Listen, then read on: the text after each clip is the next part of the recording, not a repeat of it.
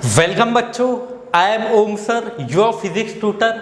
हम बच्चों आपको फिजिक्स का पार्ट 2 पढ़ाएंगे। तो पहले मैं थोड़ी खुद के बारे में इंफॉर्मेशन देता हूँ, थोड़े क्वालिफिकेशंस बताता हूँ एंड देन आपको फिजिक्स की स्टडी कैसे करनी है वो बताऊँगा। एंड आज के इस लेक्चर से हम हमारा सिलेबस स्टार्ट कर देंगे। तो मेरा नाम बच्चों ओम अरुण खोटरे है। I am engineer. I have completed my degree in mechanical engineering from SSGMC. I was in top 1% in 10th and जो 12th की एग्ज़ाम थी HSC उसमें भी हम टॉप 1% बच्चों में थे। Then I cracked some national level exams. मैंने बच्चों 2013 की JEE की एग्ज़ाम क्रैक की है। Then I took admission into engineering. हमने मैकेनिकल इंजीनियरिंग की ब्रांच ऑप्ट की बच्चों। उसके बाद I was topper in that branch also. I was one of the topper in my college. मैं एक टॉपर में से ही था। मीनवाइल हमने कुछ ओलंपियाड की एग्ज़ाम्स भी क्रैक की, जैसे IEO इंडियन इंजीनियरिंग ओलंपियाड 2016 की हमने क्रैक की है बच्चों। आई क्रैक्ड गेट ऑल्सो, जो graduate aptitude test in engineering होती है, आपके कुछ एल्डर भाई बहनों को पता होंगी वो टेस्ट, वो भी हमने क्रैक की है। उसके बाद automated motor vehicle inspector AMVI RTO, जो मैकेनिकल इंजीनियर्स के लिए होती है बच्चों exam, which is conducted by MPSC, ये भी हमारी क्रैक्ड है। तो हमने ये सब होने के बाद जैसे एजुकेशन खत्म हुआ फिज़िक्स पढ़ाने लग गए बच्चों। फिज़िक्स में हमारा बहुत ज़्यादा इंटरेस्ट है एंड हम एक मिशन पे है to make all you fall in love with the physics. आपको बच्चों फिजिक्स से प्यार हो, इश्क मोहब्बत हो, इस काम में हम जुटे हैं। एंड ये होने के बाद आपके रिजल्ट्स अचीव करना, ये सबसे इम्पोर्टेंट बात है। हमारा एम है कि आपको आपके रिजल्ट्स तक पहुंचाना, वेदर इट इज़ नीट और JEE। तो अगर आपका बच्चों एम्बिशन है डॉक्टर बनना, फिजिक्स रैंक डिसाइडर है, आपके मार्क्स बूस्ट होते हैं, इससे रैंक और बढ़ जाता है, तो उसमें बच्चों हम आपकी हेल्प करेंगे। तो ये था हमारे बारे में। अब चलो थोड़ा सब्जेक्ट की ओर बढ़ते हैं।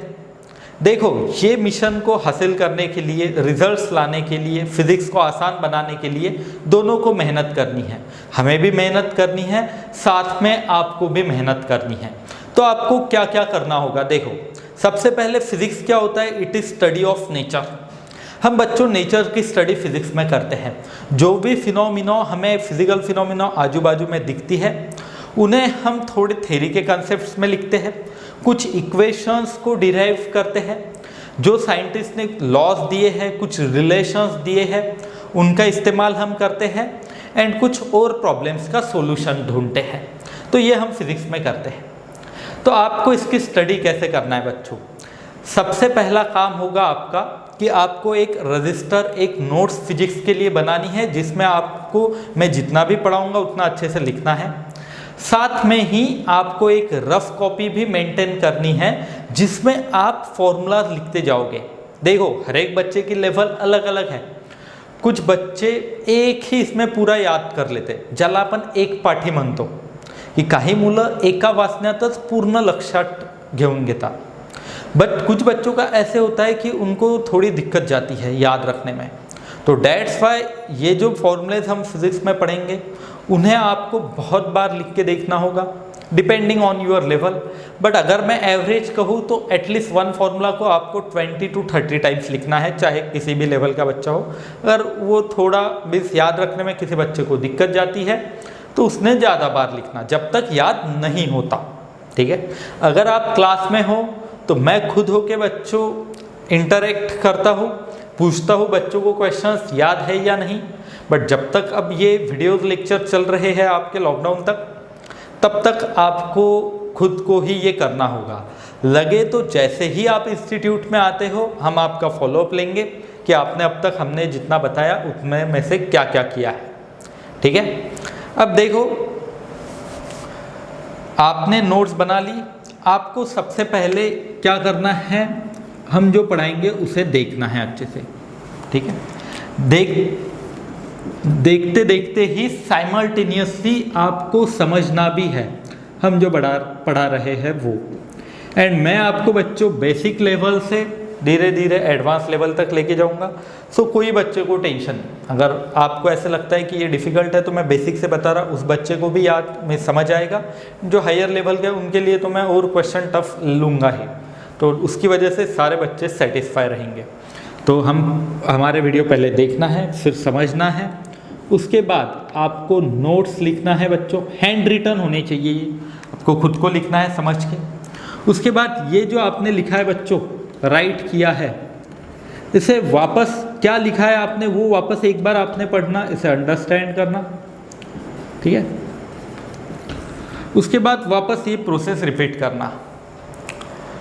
अब मीन फाइल अगर लेक्चर के अंदर मैं कुछ क्वेश्चंस देता हूँ, आपको ये सॉल्व करने को बोलता हूँ, तो आपका काम है बच्चों कि आपको वीडियो को पॉज करना है, उन क्वेश्चंस को खुद होके अटेम्प्ट करना है, खुद होके सॉल्व करके देखना है।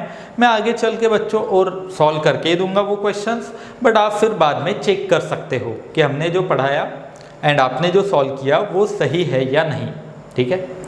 ये लेक्चर होने के बाद, ये प्रोसेस होने के बाद बच्चों आपको स्टडी करनी है, रेफरेंस बुक से आपको कुछ पढ़ना है, ठीक है। रेफरेंस बुक से आपको इन कंसेप्ट की वापस स्टडी करनी है, घर जाके ये एटलीस्ट आपको 2 to 3 टाइम्स पढ़ना है जो भी हमने समझा है। अब रेफरेंस बुक कौन सी यूज़ करना, बहुत सारे बच्चों के मन में ये डाउट होता है।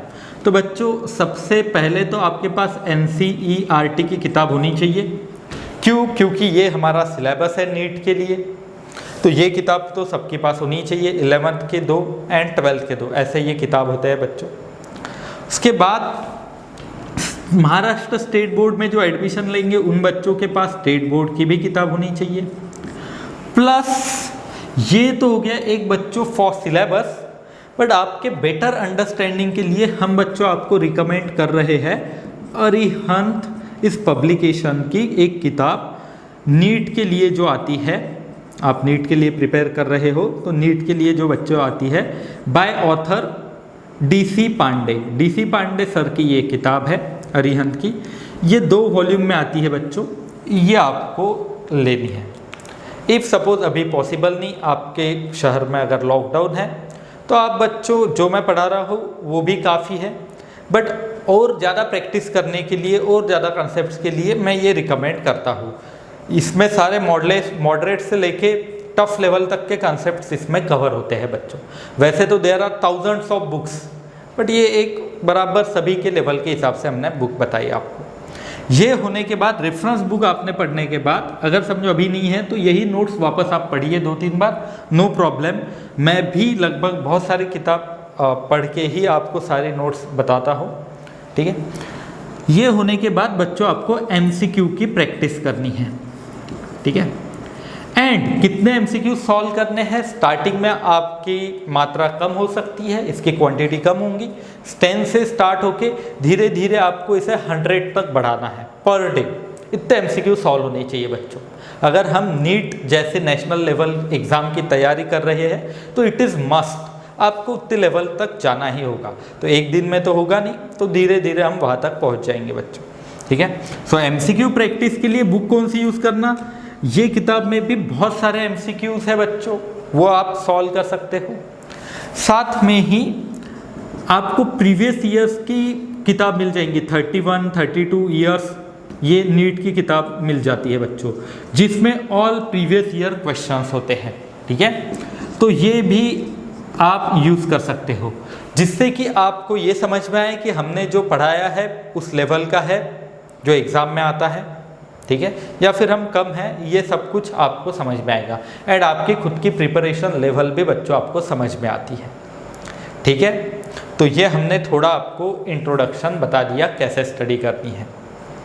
तो देखो हम जो फिज़िक्स पढ़ाएंगे वो फिज़िक्स को पढ़ने के लिए आपको थोड़ा बेसिक मैथ्स आना चाहिए, क्योंकि देखो विदाउट मैथ्स फिजिक्स इतना, विथ मैथ्स इतना, ठीक। Maths mathematics it is tongue of physics. बच्चों ऐसा कहा जाता है कि mathematics is tongue of physics, आपको मैथ्स आना ही चाहिए फिजिक्स के लिए। बहुत सारे बच्चे मैथ्स से डरते हैं, डरने की ज़रूरत नहीं बच्चों, सिंपल कंसेप्ट ही चाहिए। आपने बहुत सारा पढ़ा होगा 10 तक नहीं, वो सिंपल से कॉन्सेप्ट्स चाहिए जो मैं आपको रिवाइज करके दूंगा कि ये कॉन्सेप्ट मैं जो टॉपिक्स पढ़ाऊंगा उनमें काम में आएंगे। साथ में ही 10th तक के जो कंसेप्ट है वो तो ठीक है, साथ में ही कुछ एक्स्ट्रा 11th 12th के कंसेप्ट भी बच्चों हमें पढ़ने हैं, तो जिसमें कैलकुलस आता है। तो आज के इस लेक्चर से हम कैलकुलस पढ़ना स्टार्ट करते हैं। कैलकुलस ये होता है बच्चों डिफरेंशिएशन एंड इंटीग्रेशन। तो बच्चों हम पढ़ना स्टार्ट करते हैं कैलकुलस। कैलकुलस ये पूरा सेक्शन हमें न्यूटन ने दिया था। मीन्स ये इतना बड़ा जो मैथ्स का सेक्शन है जो फिजिक्स में यूज़ होता है, इतना बड़ा हमें न्यूटन सर ने दिया था। कैलकुलस में बच्चों हमें जो काम में आएगा it is differentiation and integration. तो हमें इसमें से दो चीज़ें काम में आएंगी। First one is differentiation and second one is integration. ये दो हमें काम में आएंगे। तो इनमें से सबसे पहला हम विच इज़ डिफरेंशिएशन, ये सेक्शन आपको पूरा पढ़ाएंगे, देन इंटीग्रेशन पढ़ाएंगे। एंड बच्चों बहुत सिंपल होता है ये, मैं आपको ईजीएस्ट लेवल से ये बताऊंगा जिससे आपको पूरा अच्छे से समझ में आए। तो first one it is differentiation, ठीक है।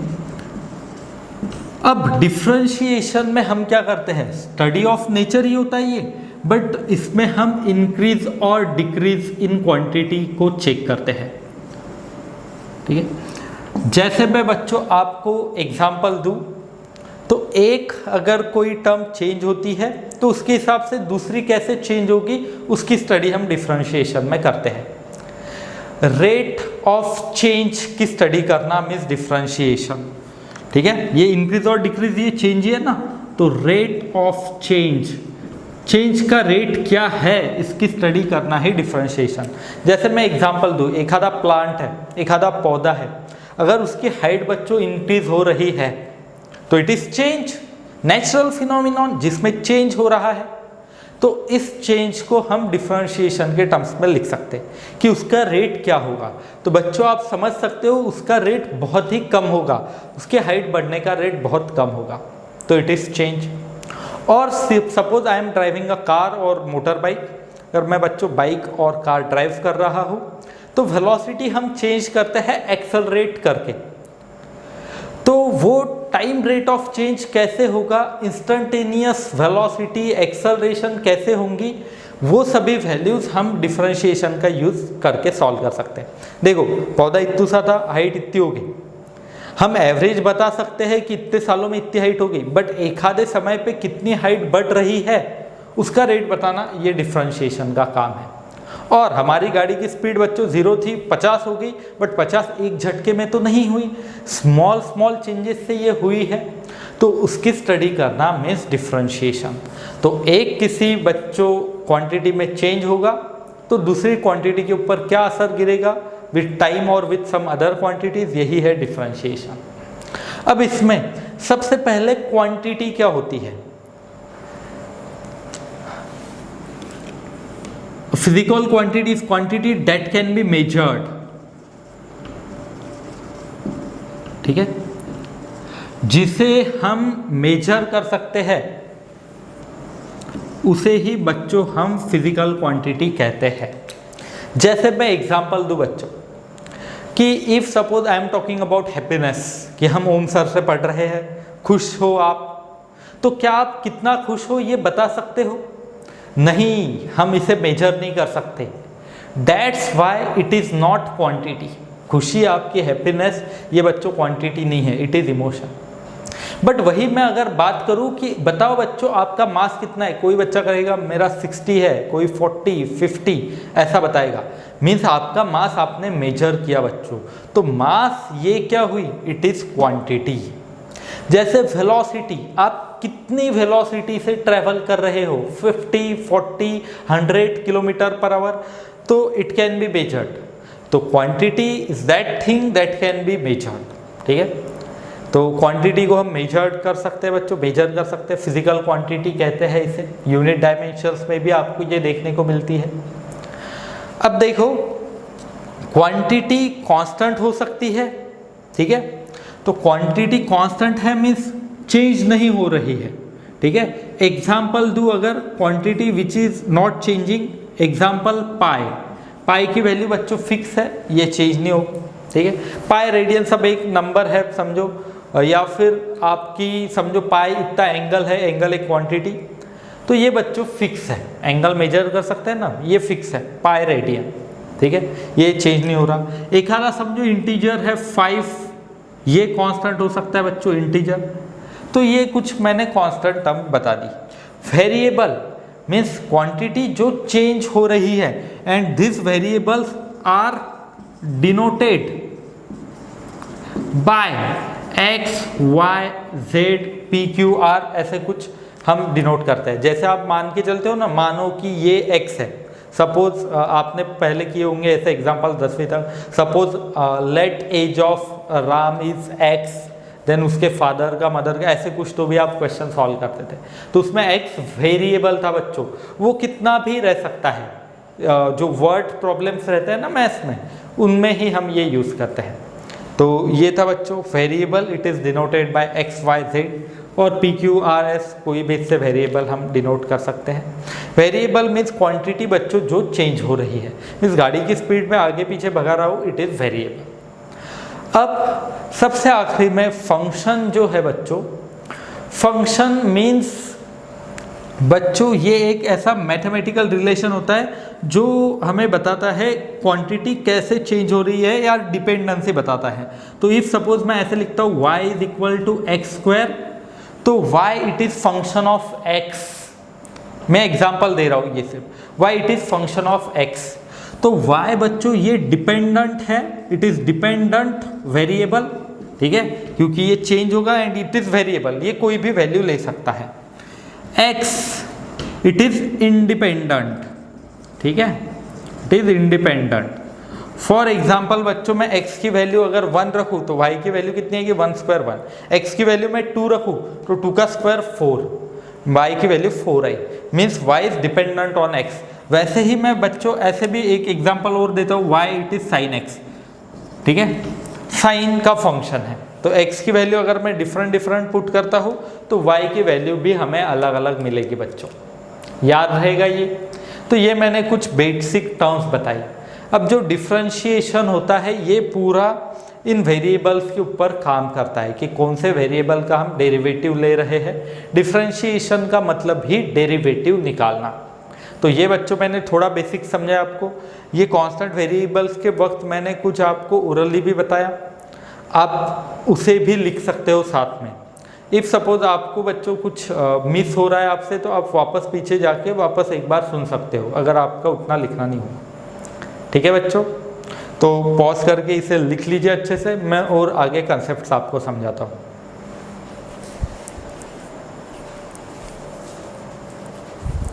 तो बच्चों हम डिफरेंशिएशन को पढ़ते हैं।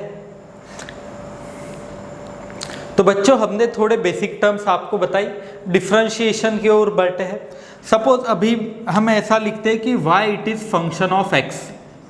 ये इसका मीनिंग क्या होता है, y it is function of x, कि x के ऊपर बच्चों y डिपेंडेंट है। जैसे हमने x स्क्वायर साइन x लिखा था ना अभी, मीन्स एक आधी चीज दूसरी चीज के ऊपर डिपेंड करना। मैं एग्जांपल देता हूँ बच्चों कि आपके रिजल्ट्स आपकी स्टडी के ऊपर डिपेंडेंट है।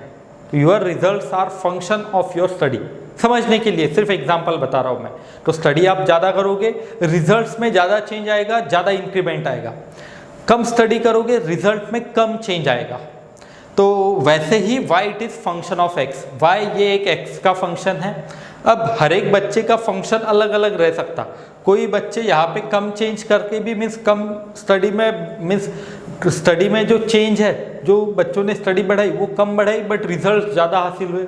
कुछ बच्चे ऐसे होते हैं कि बहुत स्टडी करते तो भी रिजल्ट्स नहीं आते, ये होता है। तो ये फंक्शन कुछ भी रह सकता है। जैसे मैंने बोला कि अलग अलग बच्चे का अलग अलग रह सकता है, वैसे ये फंक्शन साइन रह सकता है, कॉस रह सकता है, बहुत सारी वैल्यूज़ है। ये एक्स स्क्वायर रह सकता है, एक्स क्यूब प्लस 3x रह सकता है, ई रेज़ टू एक्स ऐसे रह सकता है ये function. If suppose if x is changed by, हमने x को चेंज किया, x is changed by delta x, तो x की वैल्यू बच्चों क्या होगी, ये F x plus delta x होगी वैल्यू, ठीक है। उसकी वजह से y में भी चेंज आएगा, तो y will be y plus delta y. तो ये delta y it is change in y because of change in x। तो इधर हमने कुछ चेंज किया, उसकी वजह से ये भी चेंज होगा, ठीक है। अब देखो इस delta y by delta x को ही y का change with respect to x कहते हैं। Delta y by delta x को क्या कहते हैं? Change of y with respect to x, क्योंकि x के रिस्पेक्ट में ही y चेंज हो रहा है ना। एंड इफ सपोज अगर मैं बच्चों इससे एक मैथमेटिकल एक रिलेशन निकाल दूं, इफ मैं लिमिट लगाता हूं delta x tend to 0, means ये x का चेंज बहुत ही स्मॉल है। जैसे अभी मैंने एग्जांपल दिया था बच्चों प्लांट की ग्रोथ, उसमें चेंज इन टाइम अगर समझो आप एक दिन का भी लेते हो तो ये निग्लिजिबल है, बहुत कम है। एक घंटे का भी लेते हो तो उस प्लांट के ग्रोथ में जितना समय लग रहा है उसके तो ये निग्लिजिबल है, ये बहुत स्मॉल है। तो इफ सपोज मैं ऐसे लिखता हूँ बच्चों, इसे ही और एक फॉर्म में लिखते हैं d by d x of y. इसे कैसे पढ़ते हैं बच्चों? D by d x of y. इसे ही डिफरेंशिएशन कहते हैं, rate of change of y, ठीक है, with respect to x. Change of y with respect to x, इसे ही डेरिवेटिव कहते हैं। जैसे मैं एग्जाम्पल दूं बच्चों, देखो एग्जाम्पल देता हूं मैं, examples. Velocity, rate of change of displacement with respect to time, ठीक है। वेलोसिटी डिस्प्लेसमेंट अपॉन टाइम आपने अब तक पढ़ा है, बट वो था बच्चों एवरेज वेलोसिटी। आपने 10th तक जो पढ़ा है it is v average. Average velocity को हम क्या लिखते हैं? It is displacement upon time. Simple formula कि एवरेज वेलोसिटी है तो it is displacement upon time x by t. But अगर मुझे एक आधे इंस्टेंट एक छोटे से समय के एक बहुत छोटे से हिस्से के लिए स्पीड निकालनी है, वो तो अलग अलग होगी ना, वो हम डेरिवेटिव का सहारा लेके निकाल सकते हैं, ठीक है। सो बच्चों देखो मैं आपको एग्जांपल देता हूँ कि आप गाड़ी चला रहे हो तो अभी मीटर्स ऐसे आ गए डिजिटल कि आपकी पूरे एवरेज स्पीड बता देते हैं, दैट इज दिस, और average velocity is this. But एक आधे इंस्टेंट पे आपकी स्पीड कितनी है? वो 58, 52 है, वो है इंस्टेंटेनियस, वो है ये dx बाई dt। ये बेसिक सा मैंने आपको दोनों के बीच में डिफरेंस समझाया। सिमिलरली ये है velocity, rate of change of displacement. लगे तो मैं लिख के देता हूँ, instantaneous velocity it is rate of change of displacement with respect to time. ये बच्चों मैं आपको डेरिवेटिव्स ही बता रहा हूँ, डिफरेंशिएशन को ही रिलेट करके बता रहा हूँ फिजिक्स से। ये तो बच्चे बोलेंगे सर ये पढ़ा रहे, ये क्या चल रहा हमारा, तो सब कुछ हम रिलेट कर रहे हैं बच्चों को, ये हमने पढ़ा है पहले। दूसरा एक्सेलरेशन, बहुत सारे बच्चों को याद होगा एक्सेलरेशन क्या है, वापस बताता हूँ मैं। देखो it is rate of change of velocity, rate of change of velocity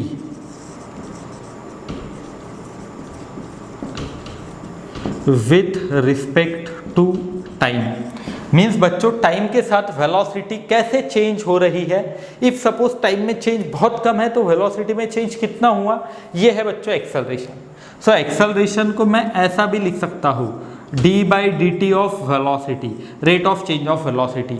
तो ये जो सिंबल है डी बाई डी टी याद रहेगा आपको, it is symbol of derivative, rate of change. बहुत सिंपल है, ये नई है सुनने में क्वांटिटीज, बट बच्चों आपको आदत हो जाएगी इसकी। Rate of change, rate of change किससे? D by d t. Time के साथ चेंज है तो नीचे डी टी आया, डिस्प्लेसमेंट के साथ चेंज होता तो एक्स आता, जैसे मैंने यहाँ पे एक्स लिखा है बच्चों, याद रहेगा फिर ये। अब देखो आगे, इसे ही और एक फॉर्म में लिखते हैं, ये जो डेरिवेटिव लिखा ना इसे ही बच्चों एफ डैश एक्स लिखते हैं। ये अगर डैश आ गया मीन्स समझ जाना हमने बच्चों फंक्शन एफ ऑफ एक्स का डेरिवेटिव लिया है। एफ ऑफ एक्स का डेरिवेटिव, ठीक है, एफ ऑफ एक्स का derivative it is represented bye F dash x. आपकी जो नोट्स है बच्चों उनको आसान बनाने के लिए आप हिंदी, मराठी, इंग्लिश कोई भी लैंग्वेज में लिख सकते हो, वो आपके लिए है नोट्स, ठीक है, याद रहेगा फिर ये। तो डेरिवेटिव एफ डैश एक्स से रिप्रेजेंट करते हैं, ठीक है, d y by d x it is represented by this. अब देखो कोई एकाधिक कांस्टेंट टर्म है तो उसका डेरिवेटिव कितना होगा बच्चों? 0, क्योंकि वो चेंज नहीं हो रही ना। Derivative it is change, it is either increase और डिक्रीज। तो अगर कोई क्वांटिटी चेंज नहीं हो रही तो उसका डेरिवेटिव कितना होता है बच्चों? 0। तो आपको बहुत इंपॉर्टेंट एक बात याद रखनी है कि अगर मैं डेरिवेटिव लेता हूँ d/dx ऑफ सम कांस्टेंट, अगर कोई क्वांटिटी कांस्टेंट है तो उसका डेरिवेटिव बच्चों आता है 0। याद रहेगा ये? मैं एग्जांपल लेता हूँ। आप गाड़ी चला रहे हो, आपकी स्पीड कांस्टेंट है, 40 की स्पीड से चला रहे थे, 40 की स्पीड है, चेंज नहीं की। क्या एक्सेलरोमीटर आपका एक्सेलरेशन बताएगा? नहीं। तो एक्सेलरेशन 0 मीन्स वेलोसिटी का डेरिवेटिव 0 आता है, दैट इज एक्सेलरेशन 0 अगर वेलोसिटी कांस्टेंट है। अभी एग्जांपल दिया ना मैंने। तो ये है बच्चों, जैसे आप गाड़ी लेके सिंपल ऐसे खड़े हो, डिस्प्लेसमेंट कितना है बच्चों? आपका कांस्टेंट है, चेंज नहीं हो रहा आपका डिस्टेंस, डिस्प्लेसमेंट मीन्स आपकी वेलोसिटी कितनी होगी? 0। तो आपको स्पीडोमीटर पे 0 मिलेगा। मीन्स अगर कोई कांस्टेंट टर्म का, क्वांटिटी का डेरिवेटिव लेते हैं हम तो इट इज 0। याद रहेगा ये? मार्जिन के ऊपर लिख लेना इसे, डेरिवेटिव ऑफ कांस्टेंट इज 0। चाहे कांस्टेंट कुछ भी क्यों न हो, बट वो कांस्टेंट है मीन्स वो चेंज नहीं हो रहा, that means it's derivative is 0। ठीक है बच्चों, इतना पॉज करके लिख लो और मैं आगे आपको कंसेप्ट समझाता हूँ। इफ सपोज बच्चों हमें डेरिवेटिव निकालना है कांस्टेंट टाइम फंक्शन का, तो कैसे है? देखो, derivative of constant times function means if suppose बच्चों k times f of x, ये ऐसा कुछ हमें दिया है, एंड अगर मुझे बच्चों इसका डेरिवेटिव निकालना है विथ रिस्पेक्ट टू x, ठीक है, x के साथ अगर मुझे इसका चेंज निकालना है, डेरिवेटिव मीन्स चेंज, इंक्रीज भी हो सकता है, डिक्रीज भी हो सकता है। तो इफ मुझे x के साथ बच्चों चेंज निकालना है तो मैं क्या करूँगा? कांस्टेंट ही है ना, तो कांस्टेंट को हम बाहर निकालेंगे, derivative of f of x, ये ऐसे होगा। और मैं इसे k times f dash x भी लिख सकता हूँ। तो इसमें k क्या है बच्चों? k है कांस्टेंट, याद रहेगा फिर। तो कांस्टेंट k है, k को बाहर निकालना, अंदर जो फंक्शन है उसका डेरिवेटिव लेना, बहुत ही सिंपल। ये हमने एक और पॉइंट बता दिया आपको। पहला पॉइंट क्या था? कांस्टेंट का डेरिवेटिव 0। उसके बाद कांस्टेंट इनटू फंक्शन है तो कांस्टेंट को बाहर निकालो, फंक्शन का डेरिवेटिव लो। नेक्स्ट, डेरिवेटिव ऑफ एडिशन और सब्ट्रैक्शन। एडिशन और सब्ट्रैक्शन का डेरिवेटिव मीन्स दो फंक्शन के एडिशन है, ठीक है, एंड और सब्ट्रैक्शन है, तो डेरिवेटिव कैसे होगा? डेरिवेटिव ऑफ, ठीक है, एफ ऑफ एक्स एक फंक्शन है प्लस जी ऑफ एक्स एक फंक्शन है, दो फंक्शंस है, तो इनके एडिशन करनी है बच्चों, एंड इनके एडिशन का डेरिवेटिव लेना है तो सिंपल है, D d x of f of x, पहले एफ ऑफ एक्स का डेरिवेटिव लेना है प्लस आपको जी ऑफ एक्स का डेरिवेटिव लेना है। सिंपल है, बहुत ही सिंपल। पहले फर्स्ट का डेरिवेटिव प्लस सेकंड का डेरिवेटिव। अब ये एफ ऑफ एक्स क्या हो सकता है बच्चों? Sine x plus cos x, तो पहले साइन का डेरिवेटिव लो फिर कॉस का। यहाँ पे रह सकता है एक्स स्क्वायर प्लस 5x, तो पहले एक्स स्क्वायर का डेरिवेटिव लो प्लस करो 5x। सिंपल है, ठीक है, ये हो गया एक। एंड इफ सपोज मैं यहाँ पे बच्चों निगेटिव लिखूँ, d d x of f of x minus g of x equals to d d x of f of x minus d d x of g of x. Minus करना है आपको, अगर समझो सब्ट्रैक्शन है तो बच्चों आपने सिंपली निगेटिव कर लेना, याद रहेगा ये। तो इतना बच्चों लिख लो। अगर कोई फंक्शन दिया है x का तो कैसे निकालते हैं वो मैं समझाता हूँ आपको। तो बच्चों ये अभी जो मैं बताने जा रहा हूँ, it is the most important formula. Physics की किताब की फर्स्ट पेज पे लिखना है आपको। एंड जो मैंने आपको बच्चों रफ बुक बनाने को कही थी जिसमें आपको बहुत बार फॉर्मूले लिखना है, उसमें भी ये आपने एटलीस्ट 20 टाइम्स लिखना। Next and most important formula is if I am taking derivative d d x of x raise to n, तो ये आता है बच्चों n x raise to the power n minus one. X raise to the power n का derivative क्या होता है? N x raise to the power n minus one. अब ये हमने लिखा, ये क्या है, कैसे यूज करना, ये मैं समझाता हूँ। यहाँ पे जो n होता है इट इज रियल नंबर, ठीक है। अब बच्चों ध्यान देना अच्छे से, ये एटलीस्ट 400 से 500 बार यूज होगा फिजिक्स में जो मैं लिख के दे रहा हूँ, एमसीक्यूज में अलग अलग, ठीक है। अगर आप अच्छे लेवल के कर रहे हो तो d d x of x square equals to, आपको मैंने क्वेश्चन दिया है बच्चों एक्स स्क्वायर का डेरिवेटिव ढूंढना है। सिंपल, एक्स स्क्वायर है ना, आप ऊपर देखो, यहाँ पे है एक्स, ऊपर कितना है x raise to the power n, नीचे जो x की पावर लिखी है इट इज़ 2, ऊपर जो x की पावर लिखी है इट इज़ n। तो मुझे ये समझ में आ गया बच्चों कि n की वैल्यू 2 है। क्या आपको भी ये समझ में आ गया कि n की वैल्यू कितनी है? 2। कंपेयर करने के बाद तो कुछ भी नहीं करना आपको, ये n की वैल्यू यहाँ पे रख देनी है एंड देखना है क्या मिलेगा। 2x की पावर 2 माइनस 1, ये n की वैल्यू मैं यहाँ पे रखते गए, तो ये आया बच्चों 2x की पावर 1। x की पावर 1 को x भी लिख सकते हैं, so I can write it as 2x। तो derivative of x square means x square का change with respect to x कितना आता है बच्चों? 2x, वेरिएबल्स की टर्म्स में। याद रहेगा आपको, बहुत ही सिंपल। दूसरा और एक एग्जांपल लेता हूं मैं, ये था first. Second, derivative of x cube का डेरिवेटिव। अब क्या बच्चों आपको n की वैल्यू दिख गई? n की वैल्यू देखो, यहाँ पे है n, यहाँ पे है 3।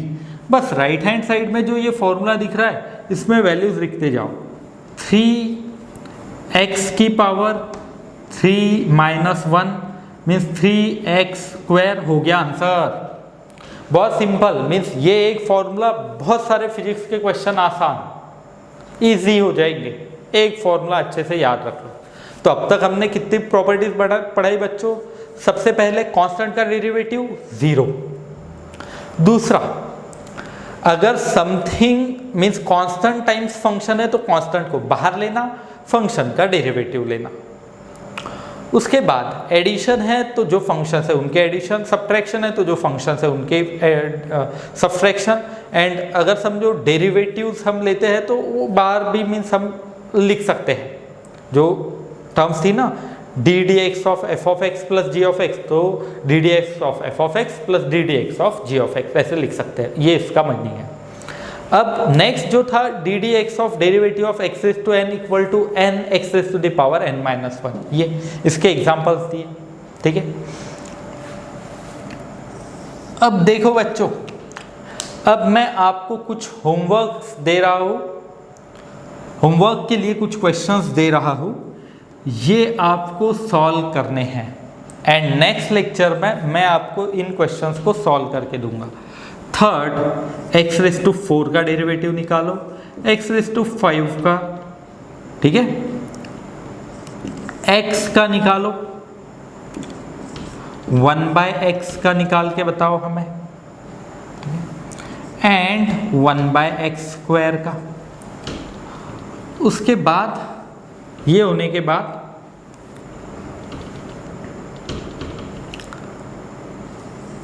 x raise to the power 6 ये